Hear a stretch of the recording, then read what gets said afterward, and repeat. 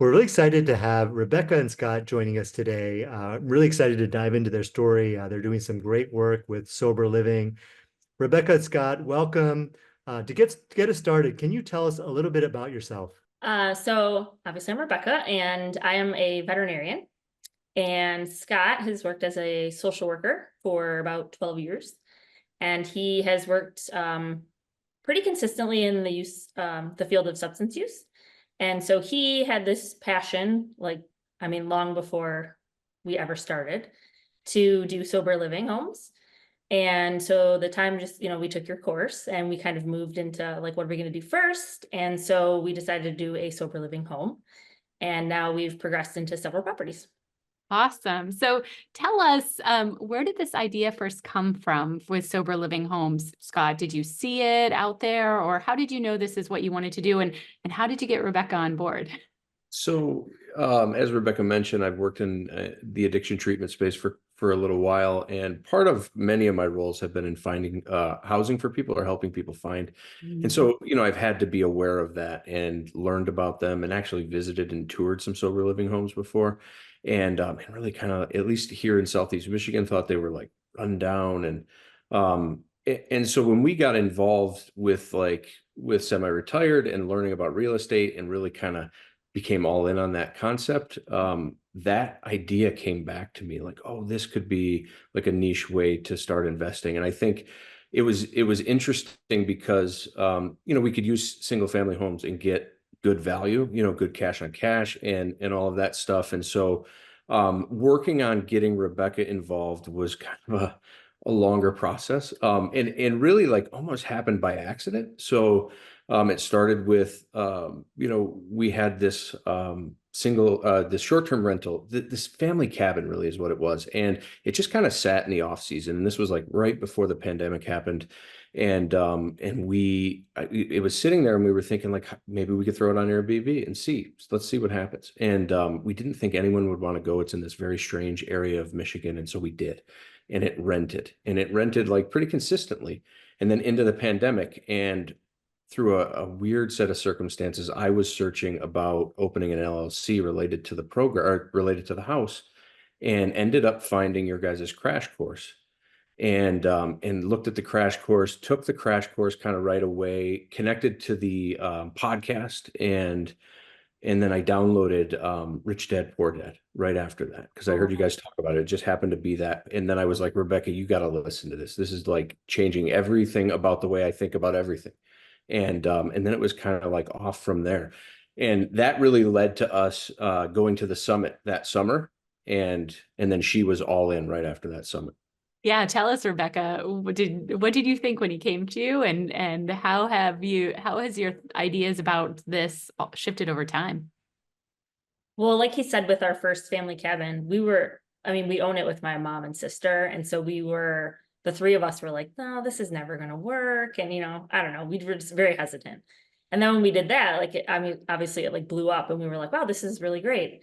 So then he brought the book. So I read the book with him, and, it's very inspiring and changed your opinion a lot. So then when we decided to do the summit, after that, it just sort of happened, because like you're so inspired after the summit, and then you have all these ideas. And so it just kind of all came together.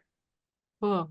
And what I hear is you were very passionate about this community, but you were seeing that the quality of what people were putting out for them just really wasn't in line with what you thought should be there. And I think a lot of us in this community feel that way, even with a regular long-term rental, right? We see all these slumlords, they're running these places and they don't care about their tenants. And so this is just a really beautiful way to be able to build a business, but also contribute in a very meaningful way to a community that you really care about.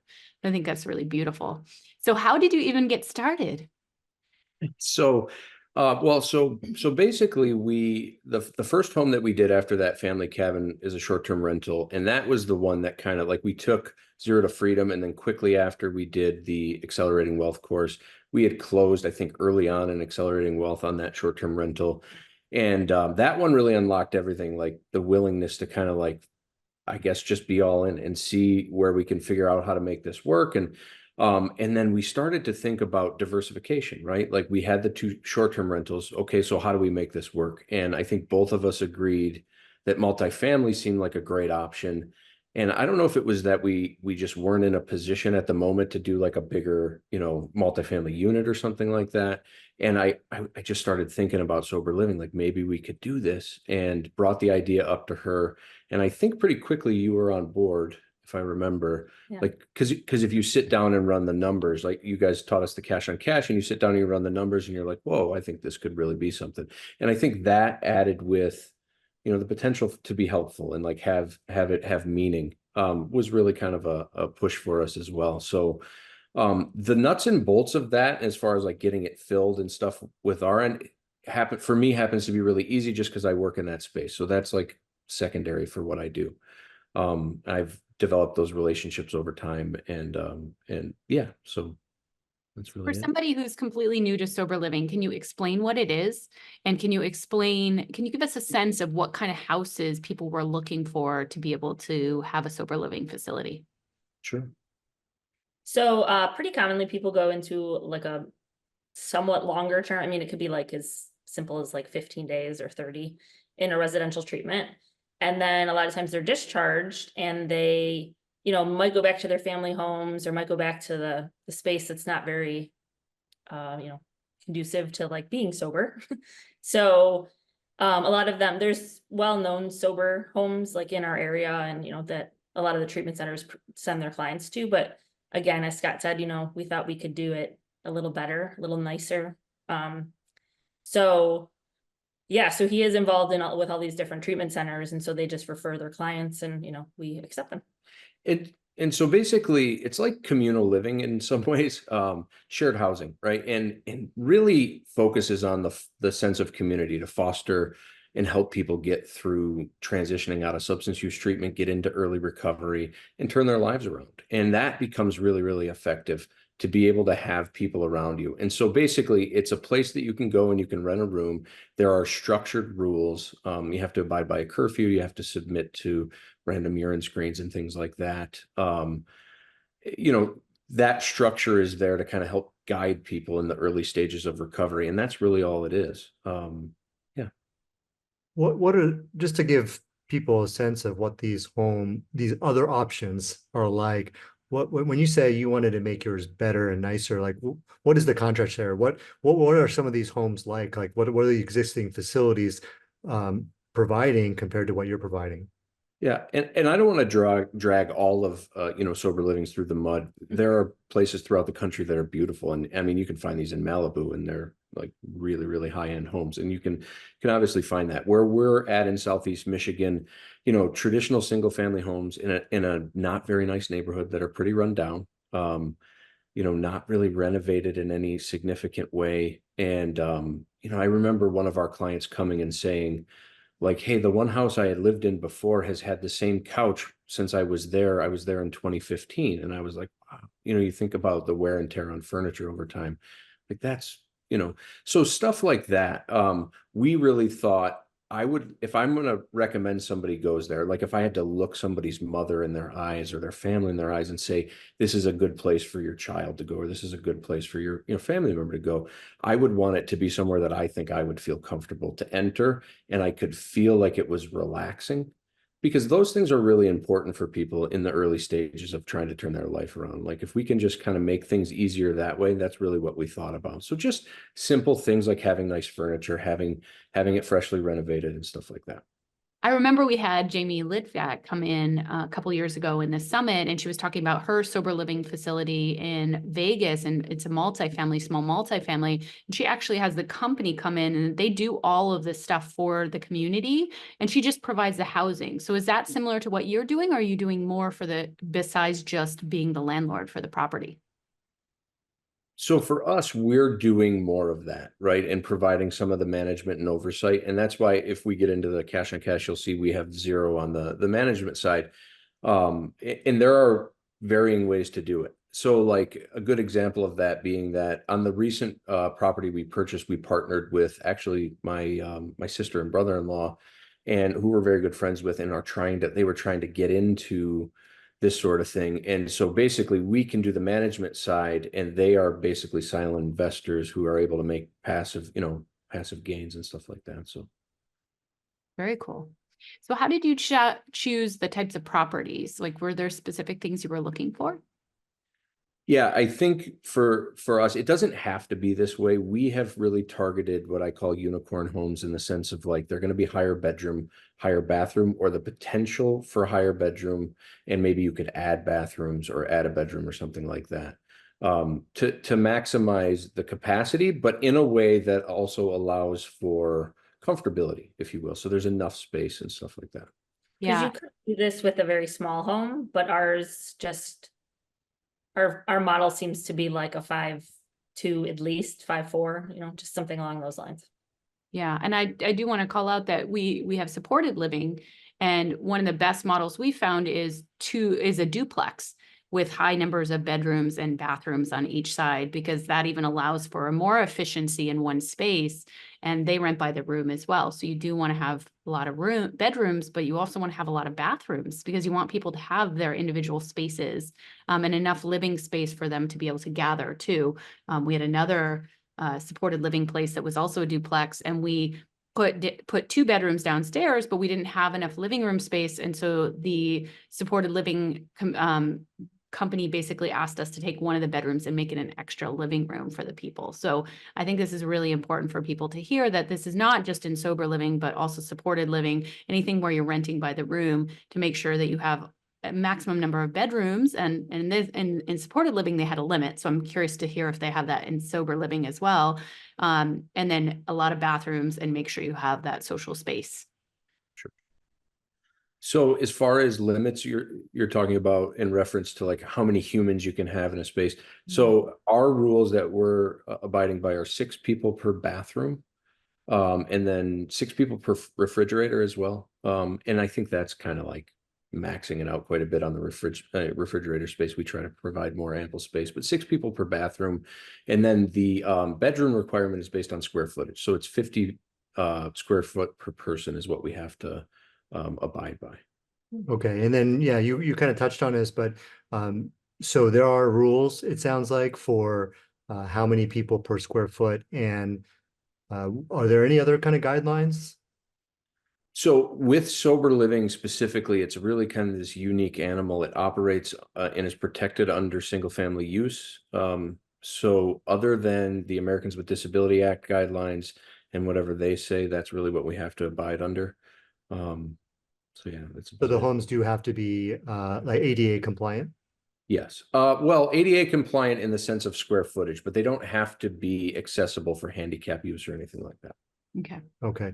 And then can we kind of circle back to kind of like operating these? Because, I would think that a lot of people in our community might hesitate to do the model where they're actually providing even some of the, sounds like you're even maybe providing some of the management, right? Whereas the other model that you discussed with like the management, the interactions, intake, all that stuff was being handled by somebody else who was the company that was renting the home, right? And so can you kind of talk to us a little bit more about this, like the hands-on and what you guys are doing like on a day-to-day basis? Sure. I'm going to defer to Rebecca because she does a lot of it. So, for our homes, I mean, we actually don't spend that much time in the home, but certainly we're in contact with the clients that live there, and there's a house manager for each of the homes. So that person is kind of like the go-to liaison between us and the house. I would say like day to day, there's not that much oversight. I mean, don't get me wrong, there are issues that come up all the time and, have to be handled like at that moment, or, somebody needs to be escorted out, or just whatever the case may be. But as a whole, it's not too intensive. We provide like toiletry things, like, toilet paper, paper towel, kind of like all those things that everybody in the house uses. So that's just like a small piece where, when they're running out, somebody has to let us know. They cut their own grass and like maintain the lawn and, all the landscaping, shoveling. So the house pretty much takes care of itself as long as they're being managed well. Scott does a lot more of the managing of the people per se, because he's, a therapist. And so, I mean, I think he kind of handles like the personalities and the issues that arise with the people, but I more handle like, you know, the utilities and kind of all the other stuff. And I would say the biggest part, I think, is just client intake and discharge. So getting a referral from a treatment center, being able to screen them and make sure that things make sense from that person. And then, you know, when people are getting ready to leave and making sure the space is prepped after they've left and is ready for a new person and stuff like that. Those are the biggest things. And I think that the way that we do it, if you get really good house management, like the person who's boots on the ground, then it makes life much easier. If not, you can take that stuff on yourself and probably, I mean, that's a full-time job for sure. So we try Yeah. not to do all of that. That's exactly what I was going to ask you is house managers, are you going out and you hiring these individuals and you're doing feedback and kind of making sure they do their job, or is there some other way to do this? So you can do it that way for sure. And I've seen like I'm part of a Facebook group that's just sober living resources. And you'll see people from time to time say, hey, I'm looking for a house manager in Southern California, you know, whatever, here's the requirements. And you might be able to find them that way. We got the first one we kind of did organically. And that was quite a learning experience to get someone who was like really new. And we thought, well, you seem to have good leadership qualities. Let's try this out. And it took a little while to kind of make things work there. With our second home, and Rebecca likes to take it credit almost as like this is her home versus my home. We had someone that we identified pretty right away who like had management experience, and he'd worked like for the NSA and some things like that. And so he was a good fit. And that home is perfect. I want to knock on wood here, but we have like almost no problems with that home. It operates very well. Mm. How do you And compensate the property manager or the house we do manager? give them a reduced rate. We charge by the week. And so they get a reduced rate, you know, to kind of handle that. If they're good enough or like it works out well enough, potentially a lot of homes have them live for free. So they live for free and then, you know, just do that as their compensation. Yeah, some places will pay as well. It just depends on how much. Like I have another friend who does this, and he's got the managers taking on all of the stuff that I've been doing as far as like screening from treatment centers. So that guy is compensated. He gets a free room, and then I don't know exactly how much, but a small amount of money for what he does. Okay, so then in your situation, you have a reduced rent. So when you buy a place, you pretty much have to make sure you have a room for this person. Is that right? Yeah, Yes. we try to do that. Give them their own space. It's kind of like that's one of the incentives too of like taking on the management role. And then the idea being that as people are coming through the program and staying, that we'd have like kind of an on deck person who's ready when that manager is ready to take off, and he would be being groomed to take over that position.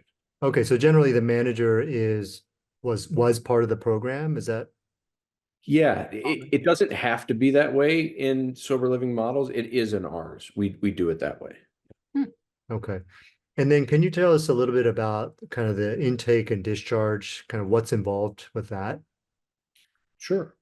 As far as like screening for who would be appropriate and stuff like that. So Yeah. one of the things that we had to do is come up with like the structure of the home and the programs and rules and stuff like that.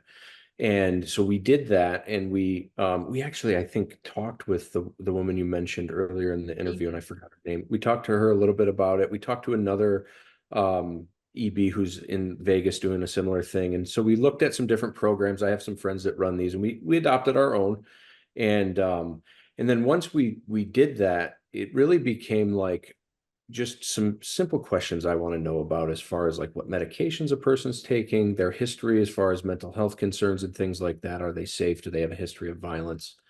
We looked for that stuff. And then their willingness to kind of follow these rules. And that's really the biggest thing. And if they have that willingness to follow the rules and it sounds like it's going to be a big fit. So for me personally, that's why I like to talk to them, because I do the work that I do. I feel like I get a good understanding when I hear someone's voice and they're answering these questions, that I can kind of weed people out that I think might not be a good fit for what we're doing. But, you know, like I said, other programs can, you know, have other people do that sort of thing. But yeah, those are the main questions. And assuming they're a good fit, we, you know, invite them to move in. And a lot of the process beyond that screening is really automated. We have the house manager meet them there, go through the rules, and help them get unpacked and do all the processes that happen when they first get there.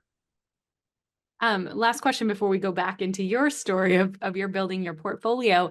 What about liability? I'm sure you think a lot about that if you're managing these places. So can you talk about insurance, and presume you have kind of house insurance, but then you have this additional insurance, I'm assuming. Yeah, so we actually are part of and connected to the Michigan Association of Recovery Residences. There's a national cohort, the National Alliance on Recovery Residences, and you have to have a specific kind of insurance for it. Most carriers won't, they're like, no way. So, but they turned us on to one who knows exactly what you have to have. So it's really just the dwelling has to be insured, and there has to be a liability policy on top. And then, of course, we follow the same structure that you guys recommend as far as having it in an LLC with a land trust and that whole thing that we have set up that way. Hmm. Well, that might have been your last question, but I have a couple more questions. Oh. So I'm curious, what is the funding like? So where does the funding come from? Do they pay out of pocket, or are they getting funding from somebody? Want to take that one? So there is a local nonprofit organization that will fund them for 1 to 2 weeks, sometimes 3, depending on the circumstances. But essentially, they're all just self-pay clients that, part of our guidelines are that they have to get a job within the first week or 2. So, we work with them a little bit in the beginning if that's not feasible, or, they're a little delayed or things like that. But aside from that little scholarship that they get, it's pretty much them on their own. Yeah, with our program, fee for service, although we do have a grant program the third property that we actually closed on, where we're going to be connected with a local government agency who will provide grant funding for women and women with children, pregnant women. And so they can, through the treatment center, apply for that funding. I think it covers the first 60 days of their housing that way. And we actually recently just learned of another grant that we're going to be going after, that will allow us a certain amount of money to just help people with that sort of thing if they have a gap in employment or needed some funds. So it's specific for rent or utilities. And then what is the average length of stay then for your tenants? So I don't know that I've worked out numbers on an average for us. I know that some programs will say like 30 from 30 to 90 days. Our specific focus has always been, however long you need the bed, my commitment to you, or our commitment to you, is it's yours. We have guys that have been at that first house that we opened over a year at this point, and for whatever reason in their life it fits and they want to stay. And that's leaning towards house management and stuff like that. I would say probably around 6 months is a good average. Okay, so it's not as sounded like originally, like the turnover was going to be pretty high, but if you're saying that there are people that stay longer, 6 months, a year. Yeah, I would say so. We have, like, at the one house that we have now, we've got 2 guys that have been there a year. Most everybody else is between 6 and 10 months besides that. Okay, and they're self-paying, they have their own jobs. Yep.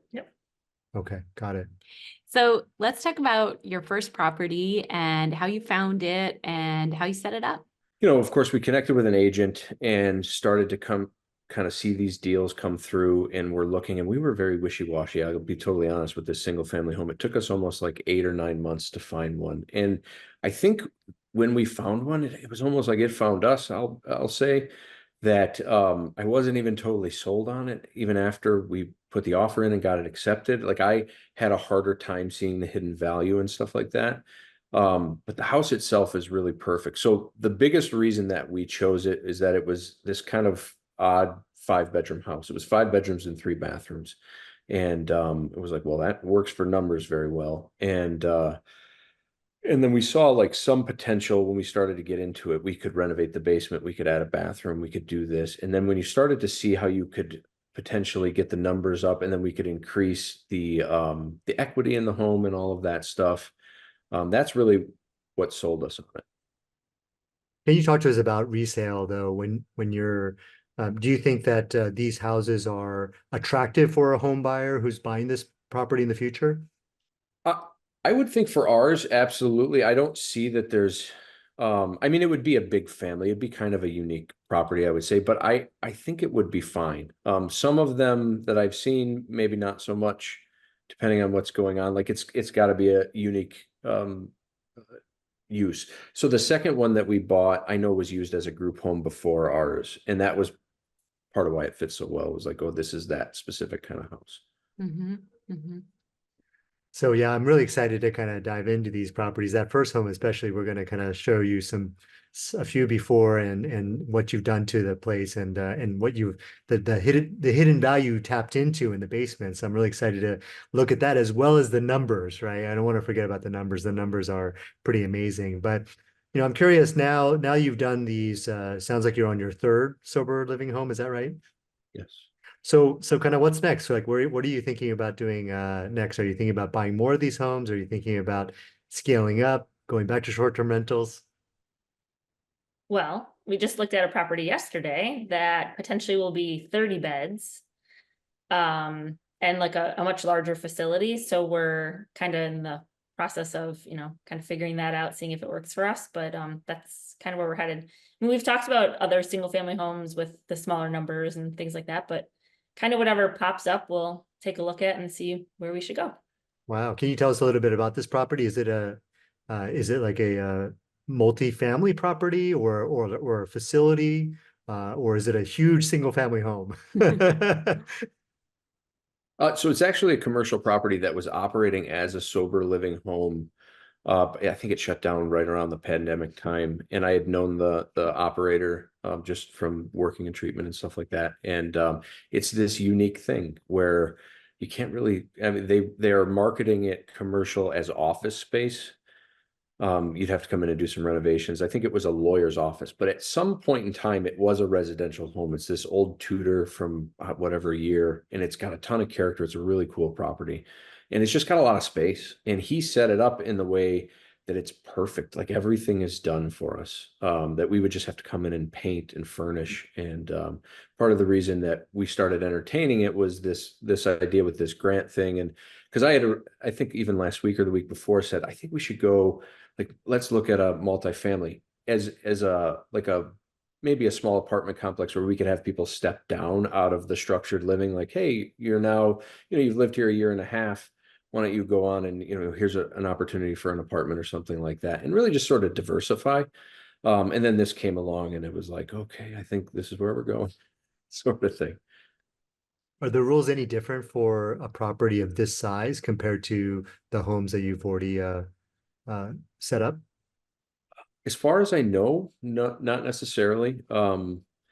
So the things to consider are just zoning ordinances within townships, and we've really learned a lot about all that stuff. You cannot discriminate this against this kind of property, essentially, but you have to learn how to navigate that if you start to get pushback or something. And so that's really the biggest thing, is just to be able to figure out whether you're gonna get any pushback in that way. This particular property is in an industrial zone, so there's really no neighbors. There's like a granite place next door or something like that, like back. So yeah, it's about the same. Yeah, I really love that. I know that there are people also buying short-term rentals that are commercially zoned, in spaces that they can't have short-term rentals in residential areas. And so I think this is such a good use for these office spaces and these more the commercial spaces that don't have tenants anymore and maybe have lost some value, but you can use them, you can repurpose them. It's really cool. And then, I definitely wanted people to hear, and I know it's different per market, but like if you were to go sell one of your properties to an investor, with all these tenants in place, I presume you'd get a higher price than if you just sold it as a long-term rental. So especially because of all the additional cash coming in. So can you talk a little bit about that? Have you seen people selling their sober livings and what kind of upcharge they're getting? Because I remember back in the day, like, gosh, it must have been 2017. We were looking at sober living in Oklahoma City. And I remember there was a significant upcharge just You mean because the prices were inflated? Yeah. Yeah. Oh, absolutely. So the one experience that we have with it is there was a local operator who I think she's got 4 or 5 homes. And she was interested in the idea. She was saying, "Hey, look, I'm getting ready to retire and I want out." And she sent me she sent me these homes, and then she wanted like $1 million for these 4 homes.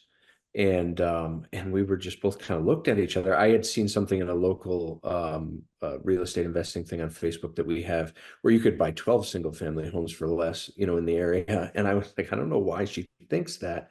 But I think here's the deal, that she has these systems in place and she's made these connections with referrals. And so she can kind of guarantee a higher cash on cash. In her particular one, she does have government contracts and they pay like a little bit more per day for those. And I think that's where she's going with it. We haven't discussed it much further than looking at what she said. But other than that, I don't know that I've heard of any. Yeah, I mean, in our experience from what we've seen, it was definitely higher price than if you just bought a long-term rental of the same size. And I think that what you pointed out, which is she had assets, she had these contracts, she had the systems and processes.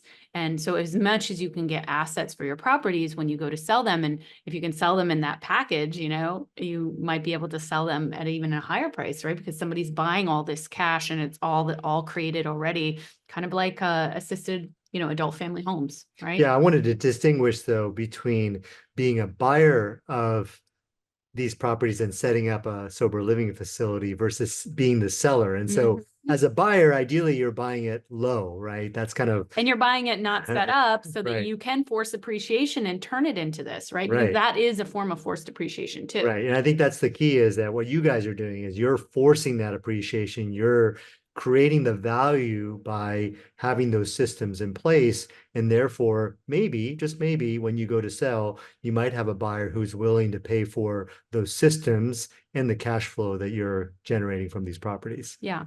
And I would argue that with supported living too. I mean, we've had supported living in one of our properties for probably 5 or 6 years now, and that's 40% cash on cash return. When we go to sell it, I would put it out there for a higher price and see what happens, and see if we can find an investor, who wants to have this whole package delivered to them. Yeah. So cool, guys. Awesome. What would you say to somebody who wants to follow in your footsteps? What kind of advice would you give to them? I don't know if this differs from what Rebecca says. I think the biggest thing to figure out for yourself would be how much of a management role you want to have in it.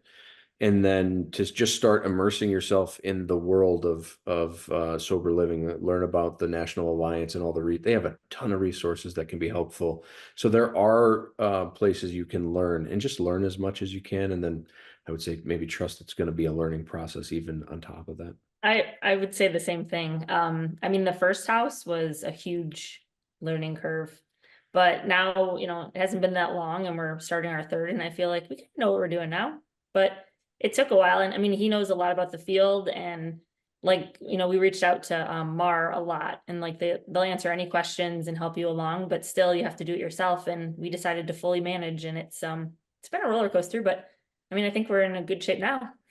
Awesome. Well, thank you guys so much for your time. I know we asked you a billion questions about this, but I know that a lot of people attending the conference will be so interested in hearing about what you did and inspired by what you guys have done. Thank you so much. And for everybody, make sure you check out the property renovation videos and see what they've done with some of their properties. And see those cash on cashes too.